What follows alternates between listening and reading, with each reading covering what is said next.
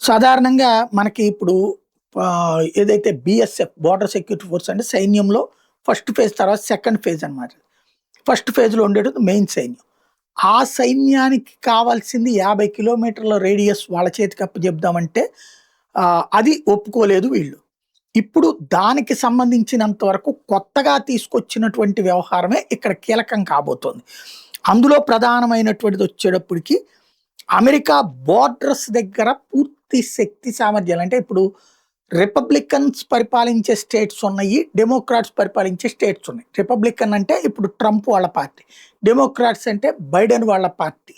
ఇప్పుడు democratic party పరిపాలిస్తున్నటువంటి రాష్ట్రాలలో సరిహద్దుల దగ్గర విచ్చలవిడితనం కొనసాగుతూనే ఉంది. ఆ శరణార్థులుగా లోపలికొచ్చి అంటే చొరబాటుదారులుగా వచ్చి ఆ తర్వాత శరణార్థులుగా వస్తున్నారు.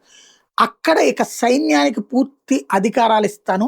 అప్పుడు ఇక సైన్యం చేయగలిగేది ఏమీ లేదు అన్నటువంటి విషయాన్ని ఇదే సైన్యం అక్కడ ఎవరైతే చొరబాటుదారులను పట్టుకుంటే ఇక స్టేట్స్ వాళ్ళని కాపాడలేవు అంటున్నాడు ట్రంప్. అంటే సరిహద్దులని పూర్తిగా సైన్యానికి అప్పచెప్పి ప్రభుత్వాల యొక్క ఉదాసీనతని పక్కన పెట్టిస్తానని చెప్తున్నాడు.